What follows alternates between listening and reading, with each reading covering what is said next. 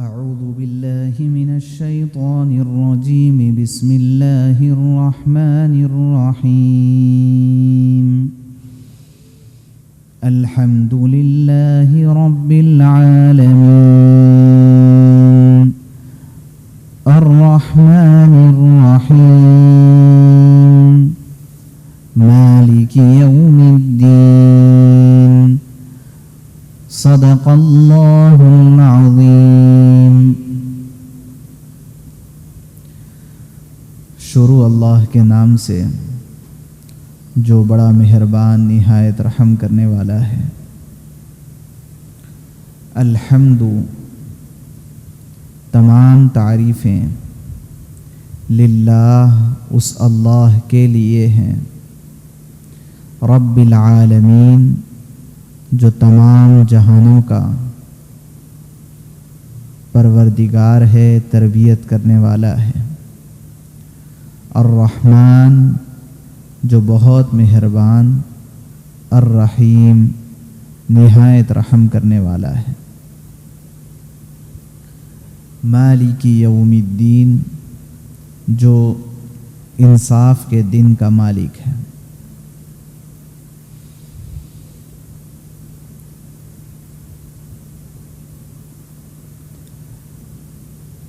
الحمد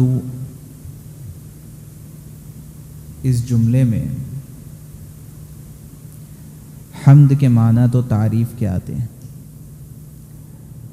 لیکن اس پر جو الف لام داخل ہے، عربی زبان میں اس الف لام کو کہا جاتا ہے کہ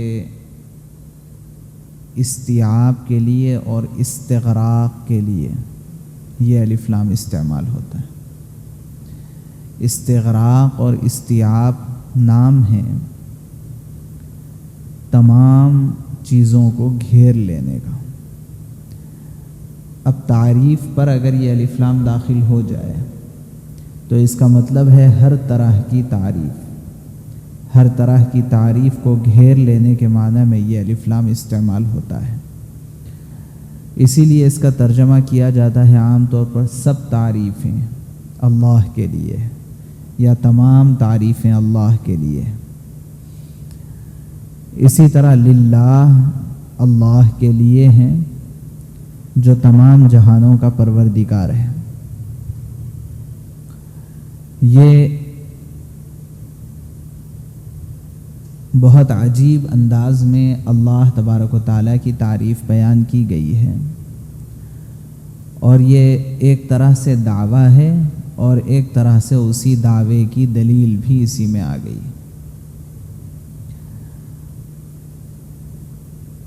یہ آگے سمجھ میں آئے گا کہ دعویٰ کیا ہے اور پھر اس کے اندر دلیل کیا آئی ہے. لیکن اس کے ساتھ ساتھ ایک اور بات یہاں ہمیں غور کرنے کی یہ ہے کہ دراصل اس دنیا کے اندر بے شمار چیزیں ایسی ہیں جو اپنے بنانے والے کی تعریف کر رہی ہوتی ہے. اگر کوئی بہترین بلڈنگ کہیں پر دیکھنے میں آئے تو اس بلڈنگ کی اگر کوئی شخص تعریف کر رہا ہے تو دراصل وہ اس شخص کی تعریف کر رہا ہے جو اس بلڈنگ کا بنانے والا ہے. اگر کوئی بہترین تصویر کہیں کسی شخص کو نظر آئے اور اس تصویر کی اگر کوئی تعریف کر رہا ہے تو حقیقت میں وہ اس مصور کی تعریف کر رہا ہے جس نے یہ تصویر بنائی ہے.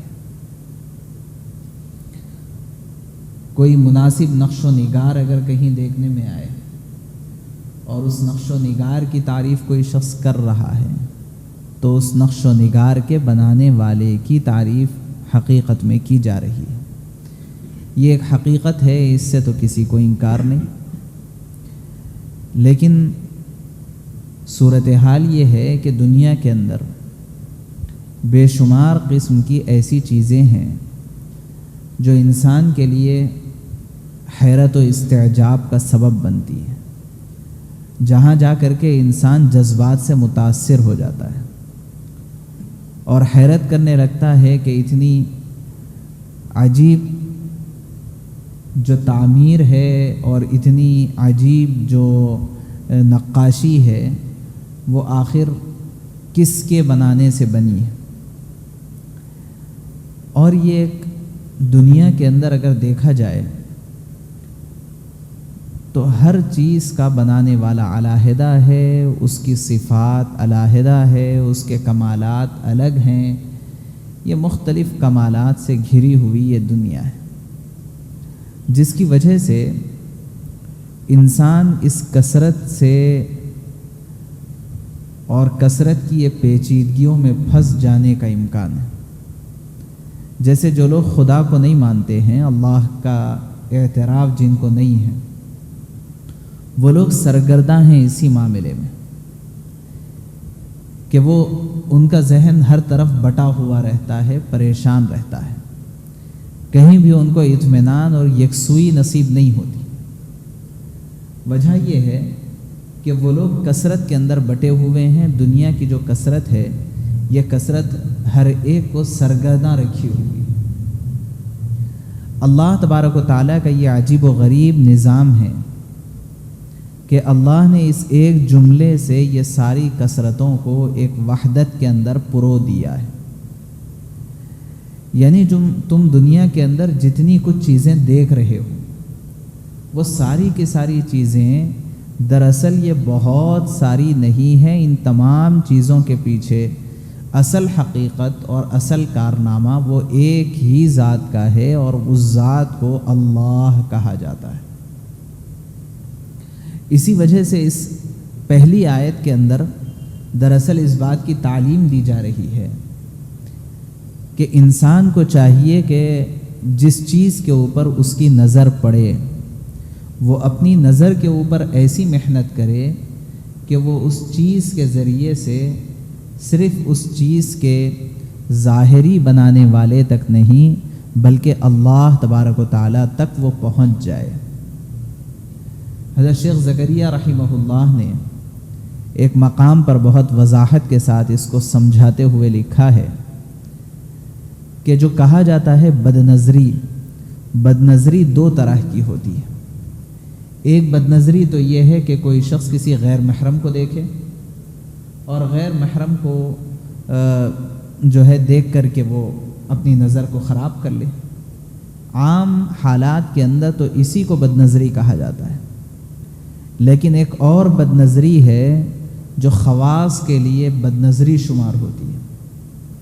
وہ یہ ہے کہ وہ دنیا کی کسی چیز کو دیکھے اور دنیا کی کسی چیز کو دیکھ کر کے وہ صرف اس چیز کے اندر یا ظاہری طور پر اس چیز کے بنانے والے تک پہنچے، اس کے آگے اس کی کوئی رسائی نہ ہو، تو یہ دنیا کی چیز اس کے لیے محجوب بن جاتی ہے۔ یعنی اللہ تک پہنچنے سے یہ دنیا کی چیز اس کے لیے رکاوٹ بن جاتی ہے۔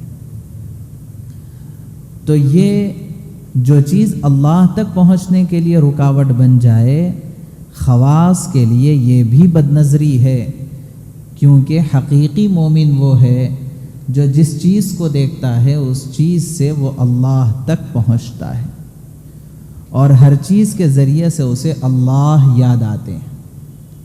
اسی لیے کہا جاتا ہے کہ جو اللہ والے ہیں اور جو اللہ کو یاد رکھنے والے ہیں، اللہ کو یاد کرنا یہ ایک الگ اصطلاح ہے، اللہ کو یاد رکھنا یہ ایک الگ اصطلاح ہے۔ قرآن پاک میں اللہ نے فرمایا ہے وَالذَّاكِرِينَ اللَّهَ كَثِيرًا وَالذَّاكِرَاتِ أَعَدَّ اللَّهُ لَهُمْ مَغْفِرَةً وَأَجْرًا عَظِيمًا۔ وہ لوگ جو اللہ کو بہت یاد کرنے والے مرد ہوں یا خواتین ہوں، اللہ نے ان کے لیے مغفرت اور اجر عظیم تیار کر رکھا ہے۔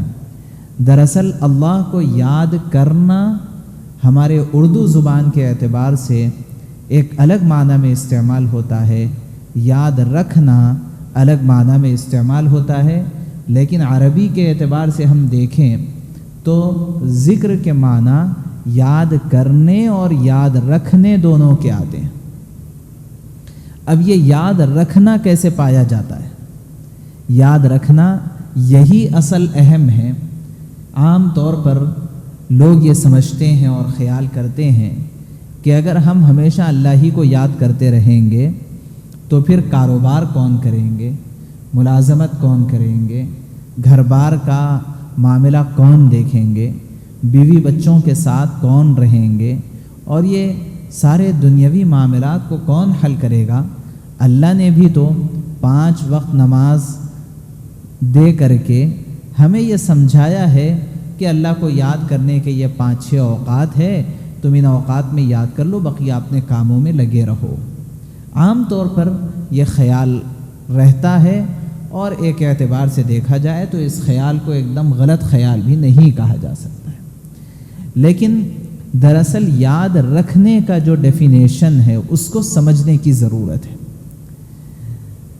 یاد رکھنے کا مطلب یہ ہے کہ ہم جس حال میں ہیں اس حال میں اللہ تبارک و تعالیٰ کا حکم ہماری جانب کیا وابستہ ہوتا ہے، اور اس حالت کے لیے نبی علیہ الصلاۃ والسلام کا طریقہ کیا ہے، اس کو ذہن میں رکھنا دراصل اللہ کو، دین کو، شریعت کو یاد رکھنا ہے۔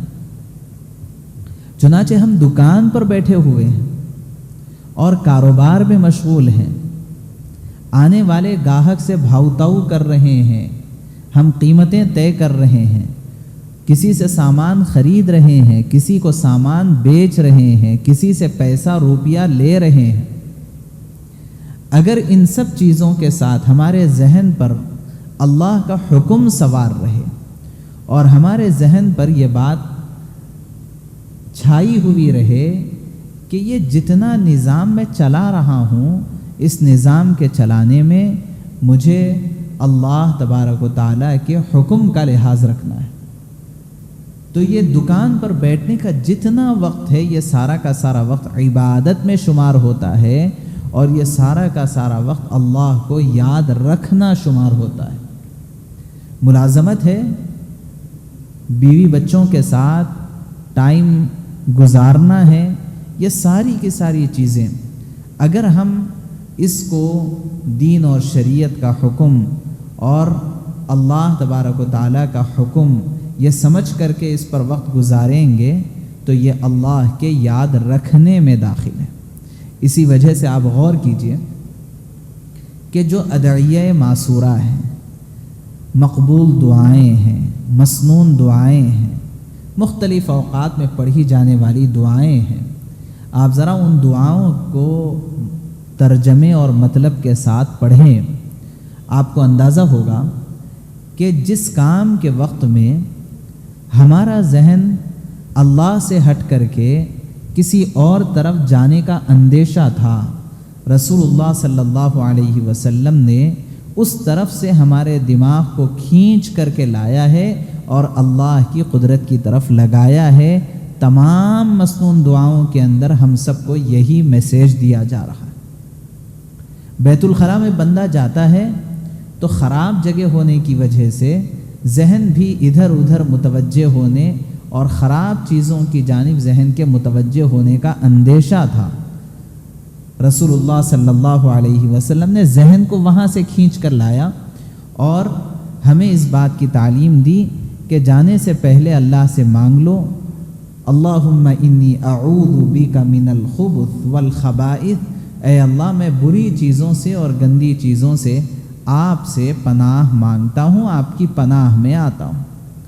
اب وہ شیاطین و جنات ہو یا دیگر برے خیالات ہوں یا گندی چیزیں ہو، ساری کی ساری اس کے اندر آ گئی ہے۔ بازار میں جا رہے ہیں تو اس بات کا بہت اندیشہ ہے کہ بندے کو اللہ کی بڑائی وہ بھول جائے اور چیزوں کی بڑائی اس کے دل میں آ جائے۔ رسول اللہ صلی اللہ علیہ وسلم نے سکھلایا ہے کہ بازار میں جاؤ تو پڑھو لا الہ الا اللہ وحدہ لا شریک لہ لہ الملک ولہ الحمد یحیی و یمیت وہو علی کل شیء قدیر، کہ اس پورے کلمے کے اندر یہی ہم سب کو میسیج دیا گیا ہے کہ تمام تعریفیں بھی اللہ کی ہے اور تمام چیزوں کی ملکیت اور سلطنت بھی اللہ کے پاس ہے۔ اصل حقیقی مالک تو اللہ ہے۔ کہیں ایسا نہ ہو کہ ہم اللہ کی طرف سے جو ہے ہم غافل ہو جائیں اور چیزوں کے اندر ہم متوجہ ہو جائیں۔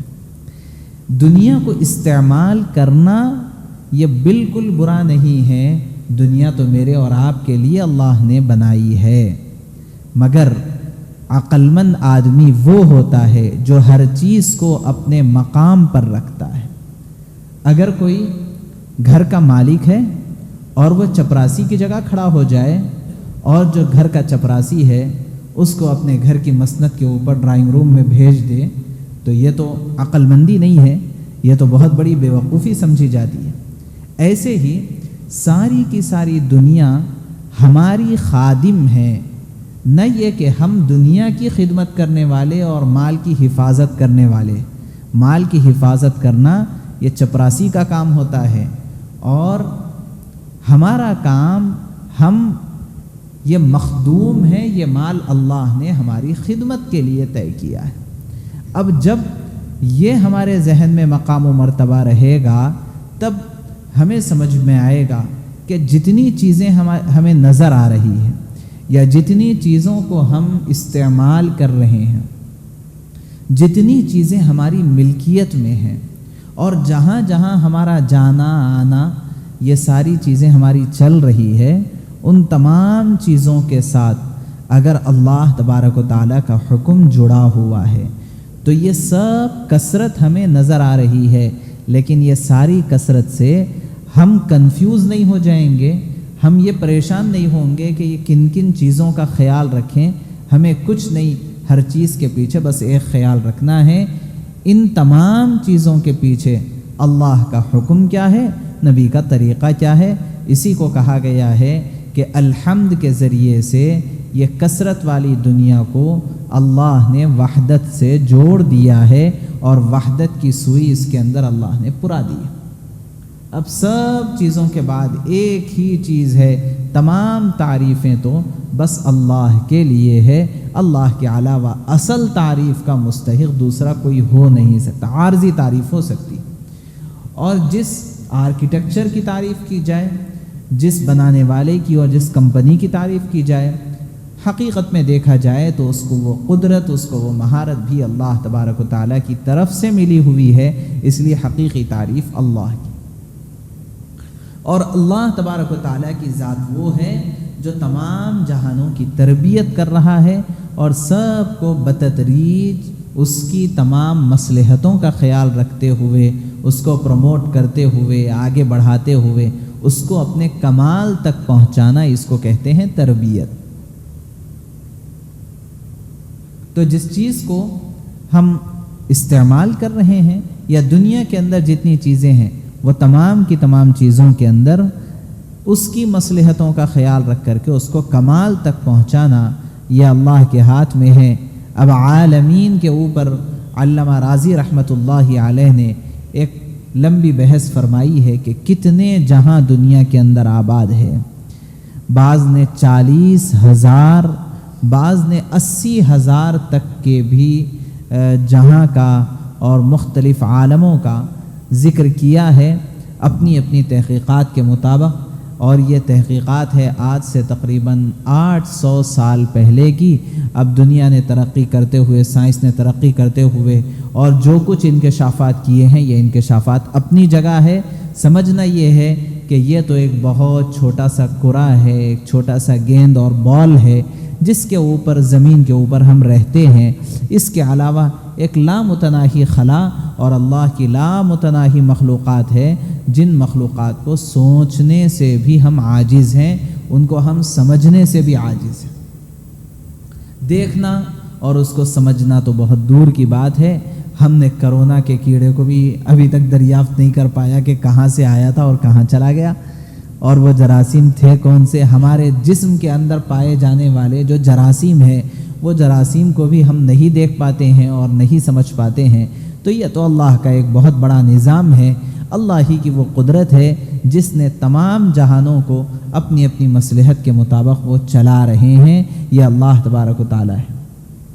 الرحمن الرحیم کے اوپر تفصیل پیچھے گزر چکی ہے، جس کا خلاصہ بس اتنا ہے کہ رحمان کہتے ہیں اس رحم کو، رحمان کہتے ہیں اس رحم کو جو رحم عام ہو، جس کے اندر اس بات کا کوئی لحاظ نہیں کہ کون انسان ہے کہ کون جانور ہے، کون مسلمان ہے کہ کون غیر مسلم ہے۔ اللہ نے یہ سب کوئی امتیازات نہیں رکھے، بلکہ اللہ تبارک و تعالیٰ نے ہر ایک پر اپنی رحمت عام کر رکھی ہے۔ خواہ وہ فرما بردار ہے وہ بھی اللہ کے رحمت کے سائے میں ہے، اور نافرمان ہیں وہ بھی اللہ کے رحمت کے سائے میں۔ اور رحیم کہتے ہیں اس رحمت کو جس رحم کے اندر ڈیپتھ ہوتی ہے، جس کے اندر گہرائی ہوتی ہے، تو اللہ جس رحمت کے اندر کمال پایا جاتا ہے، اسی وجہ سے اللہ تبارک و تعالی رحمان بھی ہیں، اللہ تبارک و تعالی رحیم بھی ہے۔ ایسے ہی ایک اور بات پیچھے بھی آئی تھی، خلاصہ جس کا یہ ہے کہ رحمان یہ فعال کے وزن پر ہے، جیسے غضبان، جیسے شعبان، جیسے جوعان، اس کے اندر جوش کے معنی پائے جاتے ہیں۔ غضبان جس وقت غصہ اور جوش مار رہا ہو اس کو غضبان کہتے ہیں، پیاس سخت ہو اس کو کہا جاتا ہے، بھوک سخت ہو تو اس کو کہا جاتا ہے جوعان، پیاس سخت ہو تو کہا جاتا ہے عطشان۔ ایسے ہی رحمان کے معنی ہے کہ جس کی رحمت جوش مار رہی ہو اور قوم و ملت کے لیے اور بندوں کے لیے اور مخلوقات کے لیے اس کی رحمت کے اندر کسی قسم کے کوئی امتیازات اور کوئی تحفظات، کوئی ریزرویشنز نہ ہو، اس کو رحمان کہتے ہیں۔ اور رحیم کہتے ہیں جس کی رحمت مسلسل ہو، فعیل کے وزن پر۔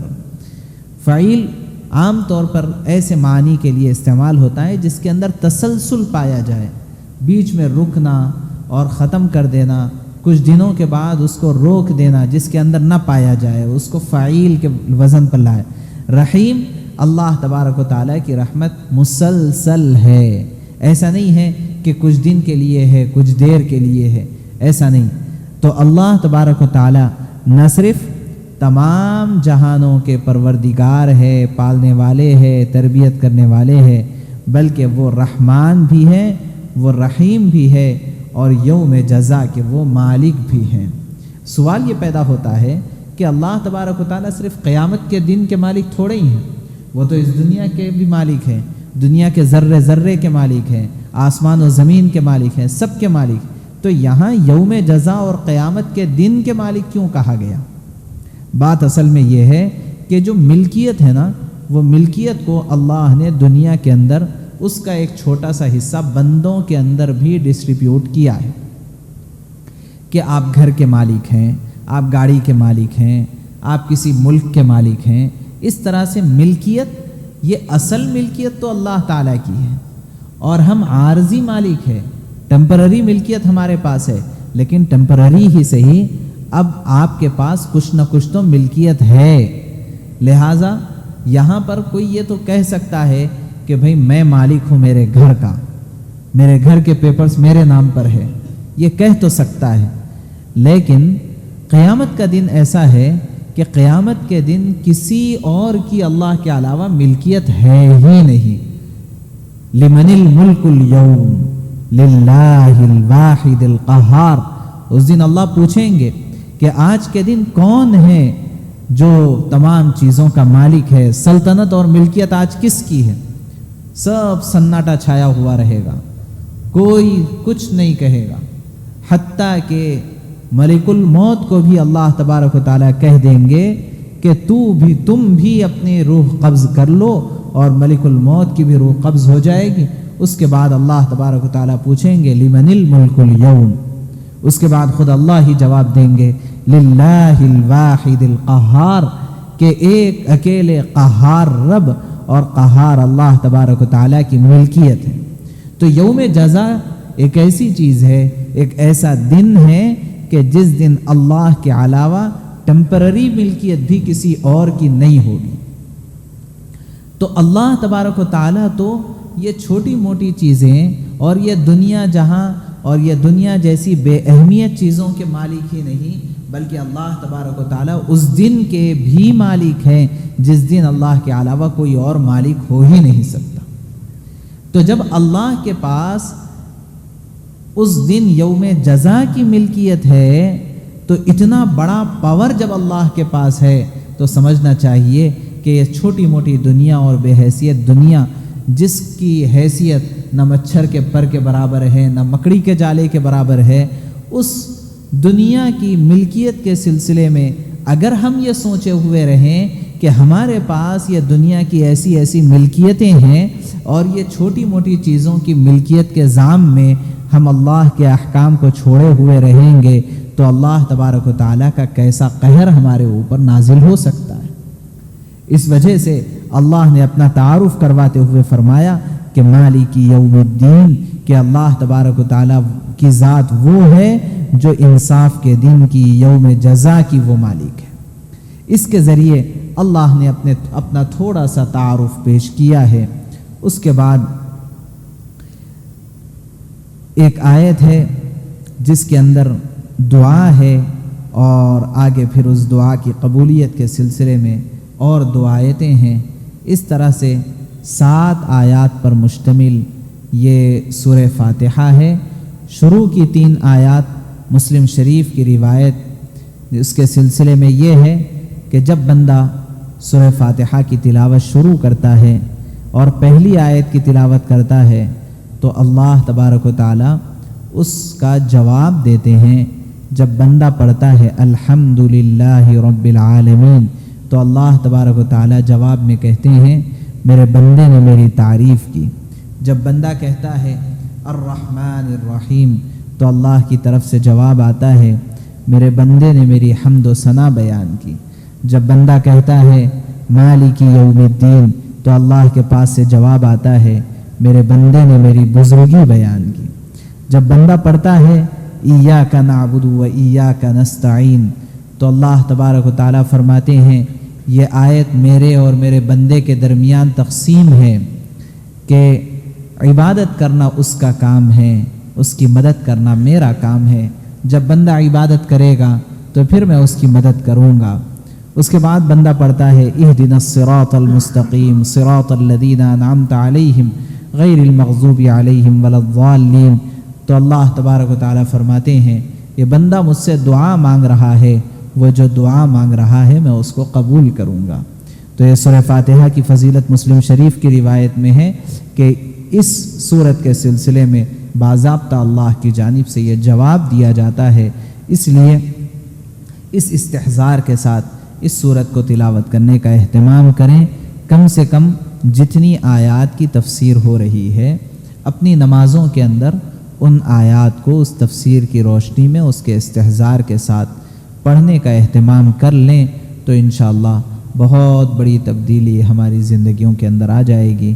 اللہ سے دعا ہے کہ اللہ تبارک و تعالی ہم سب کو توفیق عمل نصیب فرمائے۔